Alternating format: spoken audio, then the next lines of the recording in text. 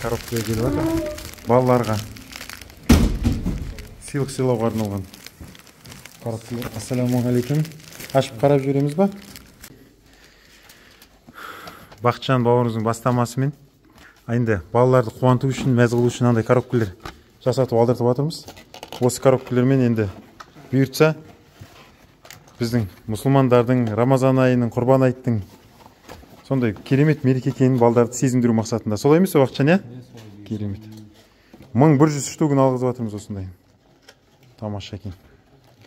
Ал енді жаймен деп коробка құрып сауап жинаймыз, ағайындар. Сосын ішін тәтті тағамдарға толтырамыз. Мынандай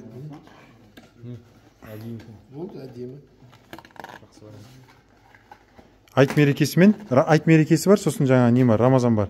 Екеу, иә. Мынау Рамазан айынікі, иә? Ішінде всего 500 дана, иә.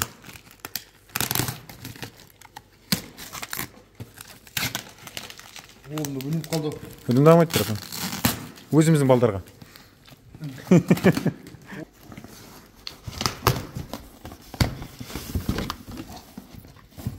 О, неке Рамазан ай келді. Рамазан ай құтты болсын. Мастай тұр бауыржан. Енді осы коробкаларды аламыз, осының ішіне сыйлықтарды саламыз. Сосын өзіміздің жамағат бар. Жұмада таратуға болады, иә? Бақытжан, иә? Жұмада таратуға болады.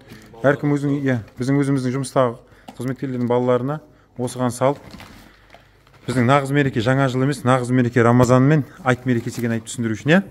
Сол насихаттау үшін.